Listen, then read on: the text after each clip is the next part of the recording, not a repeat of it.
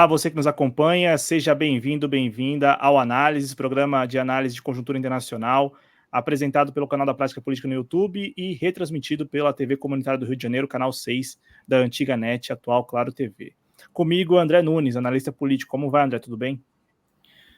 Tudo bem, Cláudio? Obrigado por mais esse convite. Agradeço a você, ao teu canal da Prática Política no YouTube e também ao canal TVC Rio, canal 6 da antiga NET, atual Claro TV.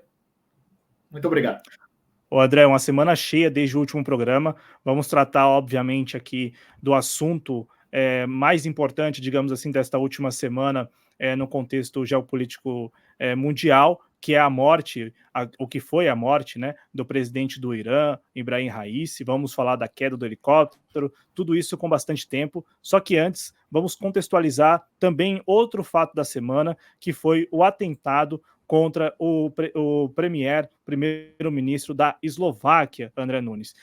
O primeiro-ministro da Eslováquia, Robert Fico, ele foi alvo de 5 disparos de um lobo solitário, que é a versão que prevaleceu lá na Eslováquia. As investigações, elas seguem, mas a princípio o entendimento é de que foi um ataque realizado por apenas uma pessoa, sem qualquer vínculo com a organização ou com qualquer outro tipo de entidade. O nome do autor é o Juraj Šintula, ele que disparou 5 vezes contra o Robert Fico, que é primeiro-ministro da Eslováquia pelo Partido Direção Social Democracia.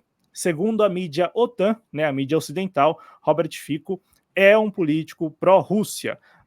E aí, André, eu quero te passar a palavra para que você possa contextualizar para todos nós o que está por trás desse atentado, que teve bastante repercussão e chamou muita atenção, antes mesmo do assunto que a gente vai abordar também neste programa, que foi a morte do presidente do Irã, Ibrahim Raisi. À vontade, André.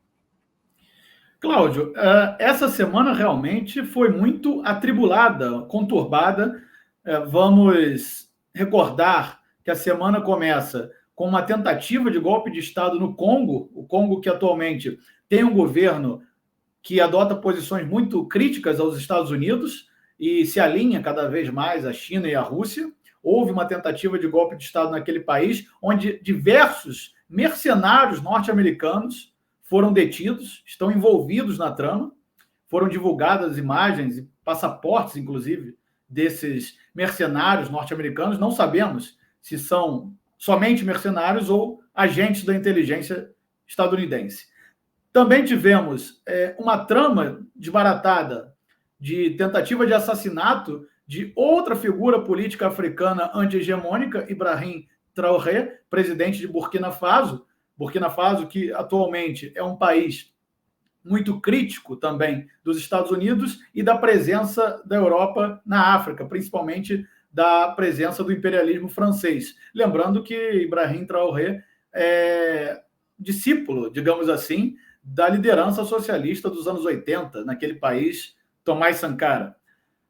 A Eslováquia teve esse atentado, a Eslováquia, que tem o primeiro-ministro Robert Fico como também uma figura anti-hegemônica, anti-imperialista, poderíamos dizer, e a semana culmina na queda do helicóptero do presidente iraniano. Quanto ao primeiro-ministro da Eslováquia, Robert Fico, precisamos recordar, Cláudio, que é um grande crítico da guerra da Ucrânia, dos motivos da guerra da Ucrânia. É talvez a única liderança na Europa que denuncia as atrocidades cometidas pelos Estados Unidos naquele país ao financiarem e armarem grupos neonazistas na Ucrânia e os eventuais massacres que aconteceram desde 2014, desde o golpe de Estado na Ucrânia, como o massacre de Odessa. Robert Fico foi bem claro quando declarou que a culpa pela guerra da Ucrânia é da OTAN, liderada pelos Estados Unidos, com participação de diversos países da Europa, principalmente Alemanha e França. Então, a grande mídia se apressou para distribuir a ideia de que o ataque foi feito por um lobo solitário, mas todos os ataques contra lideranças políticas anti-hegemônicas, no final das contas, são tratados pela grande mídia como atentados feitos por lobos solitários. Todos os atentados patrocinados pela inteligência dos Estados Unidos, da Mossad, que é a inteligência de Israel, ou pela inteligência francesa e britânica, são ditos atentados de lobos solitários, quando, na verdade, tem a participação do imperialismo por trás desses atentados. Eu não estou dizendo aqui, Cláudio, que a participação de potências imperialistas nesse atentado contra Robert Fico, ela é confirmada. Agora, nós não podemos descartar a possibilidade de intervenção imperialista, até mesmo pelo modus operandi que sempre foi utilizado pela inteligência dessas potências ocidentais. Vamos nos lembrar que a inteligência dos Estados Unidos, a CIA, tentou centenas de vezes assassinar Fidel Castro. Em 1962, a CIA colaborou para a prisão de Nelson Mandela, que lutava contra o apartheid na África do Sul. Até 2008, os Estados Unidos consideravam Nelson Mandela como uma figura simpática ao terrorismo internacional. Vejam só o absurdo. O presidente da África do Sul era considerado uma figura que tinha ligações com o terrorismo. O presidente que foi a liderança do movimento anti-apartheid na África do Sul. Então, uma intervenção imperialista nesse atentado contra uma figura política anti-hegemônica, uma das únicas, ou talvez a única na Europa, essas intervenções não podem ser descartadas, Cláudio. O modus operandi dessas potências imperialistas, ele é direto ou indireto. Indireto, no caso, quando os atentados são feitos através das suas inteligências, ou seja, ações encobertas, ou diretamente no caso de agressões contra países que ousam o mínimo de independência. Podemos recordar as intervenções dos Estados Unidos na Coreia, dividindo aquele país em dois, porque não aceitavam a liderança dos comunistas norte-coreanos, a intervenção desastrosa no Vietnã, inclusive com a utilização de armas químicas, quando também tentaram dividir aquele país em dois, porque não aceitavam a liderança de Ho Chi Minh no Vietnã. E, mais recentemente, por exemplo, o extermínio de 600 mil iraquianos, inclusive com os Estados Unidos utilizando armas químicas para derrubar o governo de Saddam Hussein, o que no final ficou comprovado que era uma grande mentira, não havia armas químicas e o que havia realmente era o interesse pelo petróleo do Iraque. Então, por essas ações, esse modus operandi, esse histórico, nunca poderemos descartar a participação de potências imperialistas nesse atentado contra o primeiro-ministro da Eslováquia, que inclusive era uma figura, por exemplo, amiga de Cuba, próxima a Cuba. Todo aniversário de Fidel Castro ele participava das comemorações na embaixada cubana na Eslováquia. Então é uma figura que se posiciona de maneira contundente e costuma disparar verdades indigestas. É uma figura realmente que não é benquista pelas lideranças das potências ocidentais, Cláudio. E dessas lideranças, desse establishment que reina nos países ocidentais, nós não podemos duvidar de nada. E a Eslováquia pertence à OTAN, e aí eu quero te perguntar com base nisso, né? Com base no fato de que a liderança do Robert Fico, ela tem todo esse significado que você nos trouxe aqui, um significado que é contra-hegemônico para as características da própria Europa e nesse contexto da guerra na Ucrânia. Lembrar que o Robert Fico, ele foi eleito em outubro do ano passado, mas já tinha sido primeiro-ministro em duas ocasiões, né, de 2006 a 2010, depois de 2012 a 2018, então é uma figura que tem respaldo, legitimidade na Eslováquia, e eu te passo a palavra te perguntando, esta linha de investigação, né, de que é um lobo solitário, de que o Juraj Chintula, que é o autor dos 5 disparos, ele agiu sozinho, inclusive ele deu entrevista falando, André, falando que as motivações, primeiro ele falou que faria de novo, né, que ele não se arrepende do que fez, e na sequência ele também falou que as razões que levaram ele a fazer isso é que, por exemplo, há a possibilidade de um canal, uma emissora estatal da Eslováquia, a RTVS, venha a ser fechada, é uma possibilidade, o canal não foi fechado, e também há uma discussão lá na Eslováquia sobre a decisão do primeiro-ministro de fechar a promotoria que lidava com o combate à corrupção no país. Estes argumentos, estes elementos, para você, enquanto analista político, tem alguma relevância? Este argumento dado não só pelo Juraj Chintula, mas também por boa parte da imprensa hegemônica do Ocidente, da OTAN, a famosa mídia OTAN, né, como a gente chama, falando que estas são as motivações deste autor deste atentado, mas também das manifestações contra o governo. Estes argumentos têm qual é a validade desses argumentos diante dessa situação de um atentado que levou o primeiro-ministro da Eslováquia a ficar vários dias no hospital, inclusive em estado grave, agora que está melhorando? Cláudio, essas afirmações elas não podem nem ser levadas em consideração, mas se formos analisar, são considerações estapafúrdias. Nós já assistimos esse discurso anticorrupção sendo utilizado para desestabilizar diversos governos, inclusive no nosso país, aqui no Brasil, e em vizinhos. Argentina, na Venezuela, na Bolívia, o discurso anticorrupção ele é usado por agentes de desestabilização a fim de promover o caos e, obviamente, a desestabilização em países onde os governos almejam o mínimo de independência perante as potências do imperialismo ocidental. Então, essas declarações do homicida, que tentou assassinar o primeiro-ministro da Eslováquia, elas não podem ser levadas em consideração. Quanto ao fechamento de emissora, nós teríamos que analisar também os motivos desse fechamento. Vamos recordar que na Venezuela, a emissora RCTV, em 2002, foi uma das principais propagadoras.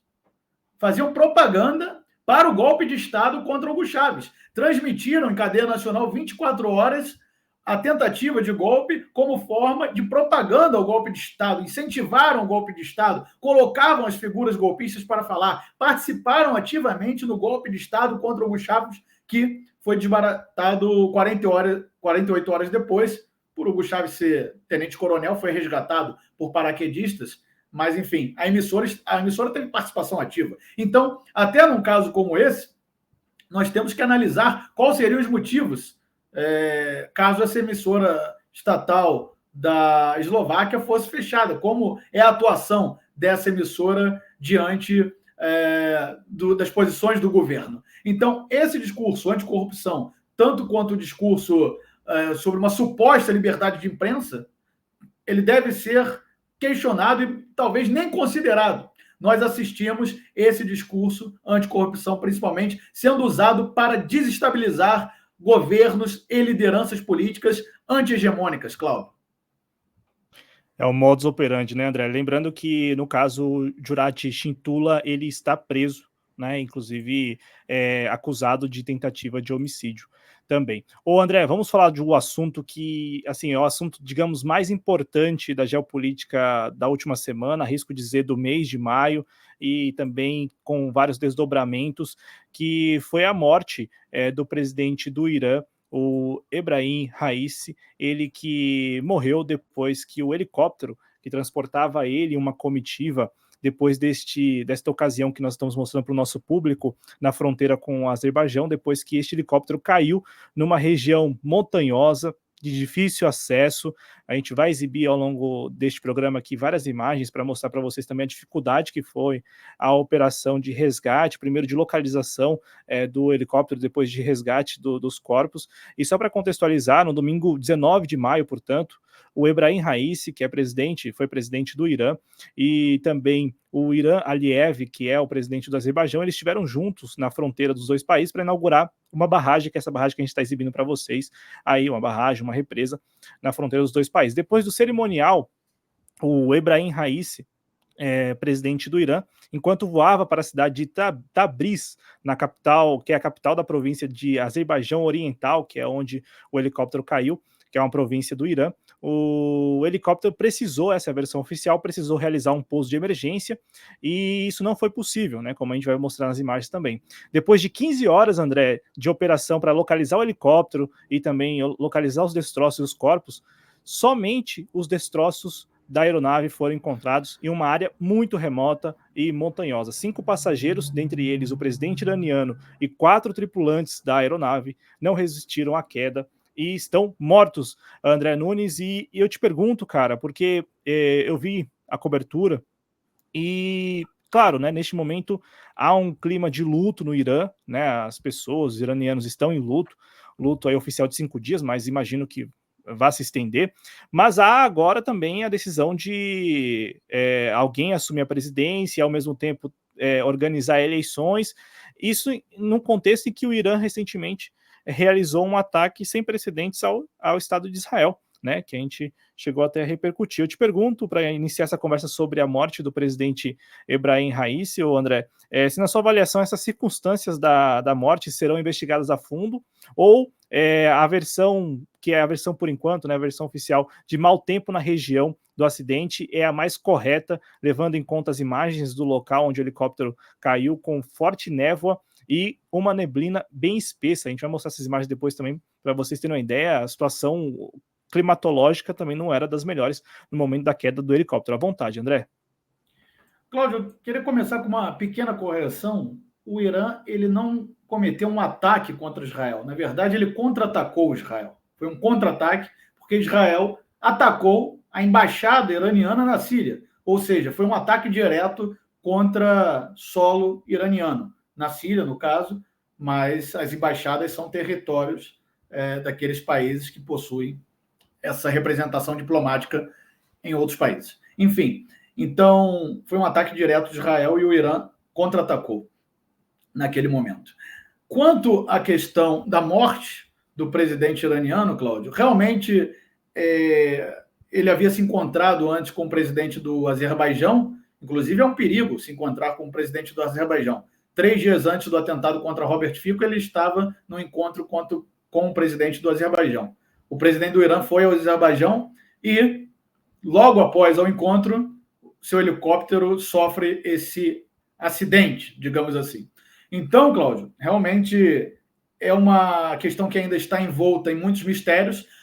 Agora, o Irã é uma diplomacia milenar. Eles não vão divulgar suas suspeitas antes de ter certeza absoluta do ocorrido, dos fatos, da realidade da situação. Eles não vão divulgar nada do que estão investigando.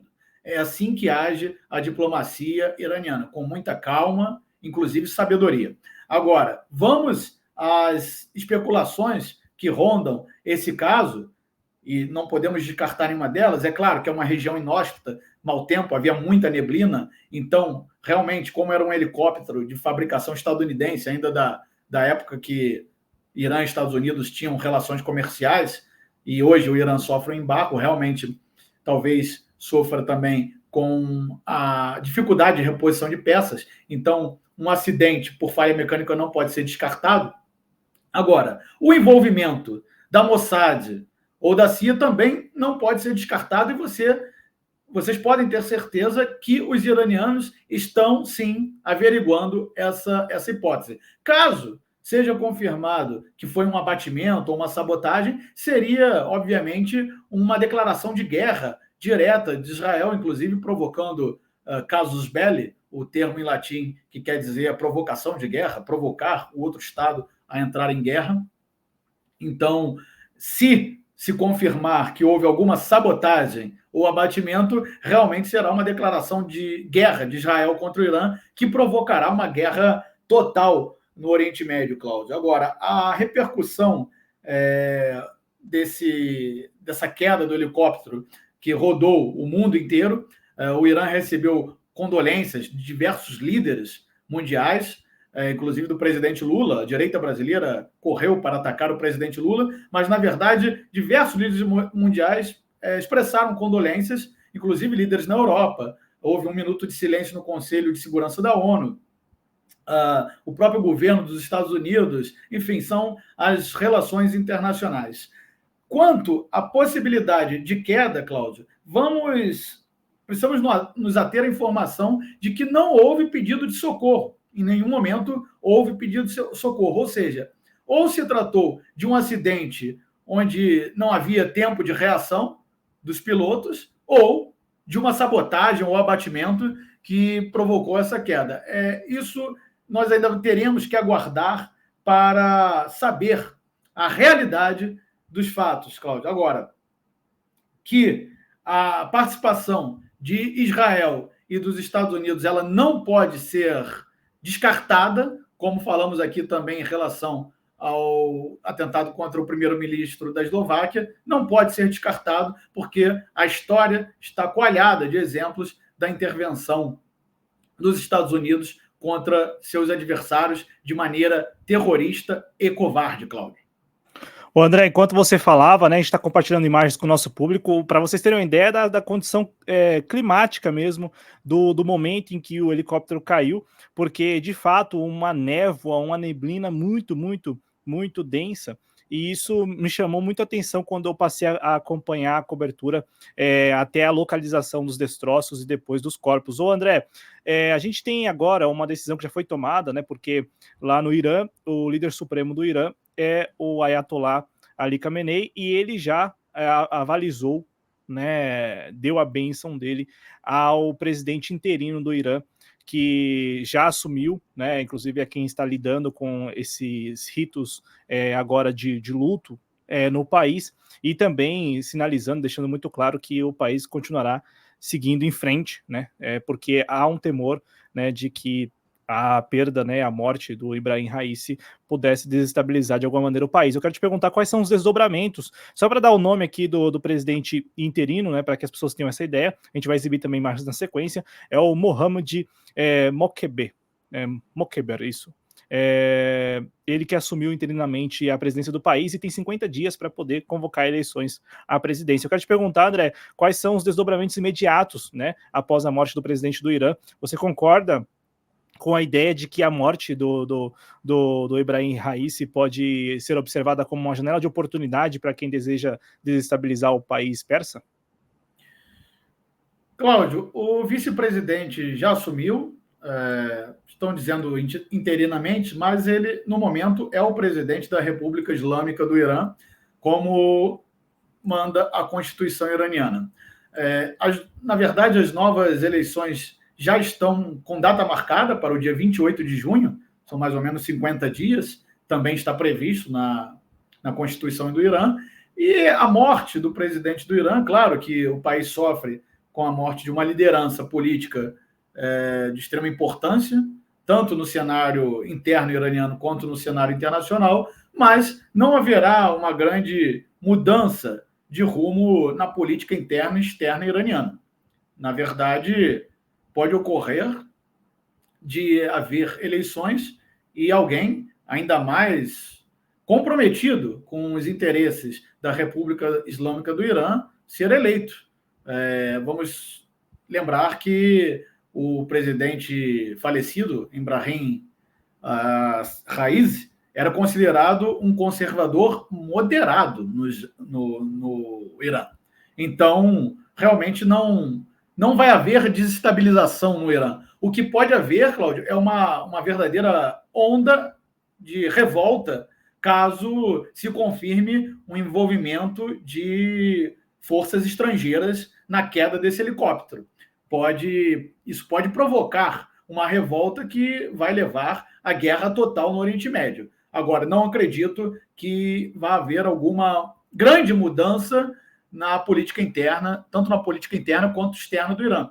Agora, é preciso, mais uma vez, lembrar, Cláudio, que nenhuma possibilidade pode ser descartada ainda nesse momento. O próprio ex-ministro de Relações Exteriores do Irã disse que acredita na possibilidade de envolvimento direto dos Estados Unidos nesse atentado. Ele culpou os Estados Unidos por esse atentado. Então, não é uma figura política de pouca proeminência no Irã, ele foi chanceler, o ex-ministro de Relações Exteriores, é uma pessoa com certa influência, é uma figura política de certa influência e que teve muita importância no Irã. Então, se até mesmo o ex-chanceler, ex-ministro de Relações Exteriores, declara que acredita que os Estados Unidos tenham participado num ato para assassinar o presidente iraniano, realmente essas considerações devem ser levadas a sério, Cláudio.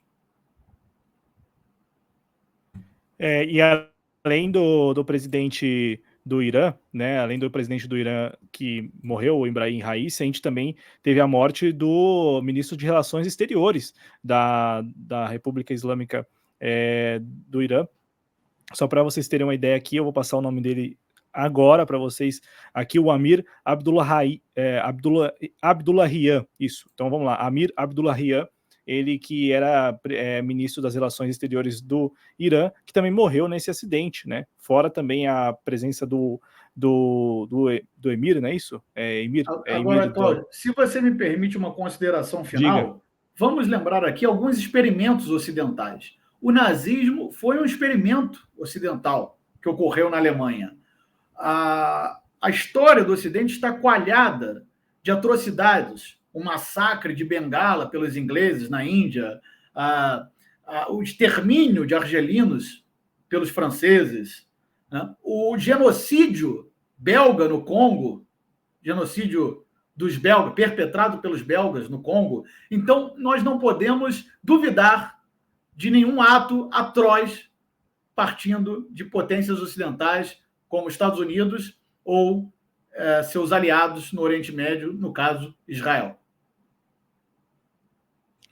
Exatamente, André. E você acredita, só para a gente ir encerrando aqui, você acredita que neste momento o Irã esteja investigando a possibilidade dessas participações? E só rapidinho ainda sobre o Mohamed Mokbel, que assume agora a presidência interina, eu li que isto poderia, eu não sei se é mais a vontade dos veículos da mídia hegemônica ocidental ou se ou corresponde à realidade, mas assim, isto poderia de alguma maneira criar algum desequilíbrio entre os grupos que administram e gerem o Irã, a presença do Mokbel agora como presidente interino. Então essas duas perguntas para a gente encerrar aqui. Cláudio, com certeza os iranianos estão investigando e averiguando a possibilidade de sabotagem, abatimento, e com certeza também averiguam a possibilidade de haver sido falha mecânica. Nenhuma opção no momento está descartada. Agora, se não houvesse essa, no mínimo, a suspeita, o ex-ministro de Relações Exteriores do Irã, Mohammad Zarif, não estaria culpando, nesse momento, os Estados Unidos. Então, nós precisamos ler nas entrelinhas, Cláudio. Agora, isso não vai causar nenhuma desestabilização no Irã, porque, realmente, o sistema político no Irã está muito bem estabelecido e eles têm todas as condições de evitar esse tipo de desestabilização. Vamos lembrar que o Irã está vive sob tentativa de desestabilização 24 horas por dia. Verdade, André. Muito obrigado, viu, pelos esclarecimentos, por mais este programa Análises. Valeu mesmo. Obrigado. Valeu também a você que nos acompanhou. Forte abraço. Até a próxima. Tchau, tchau. Valeu.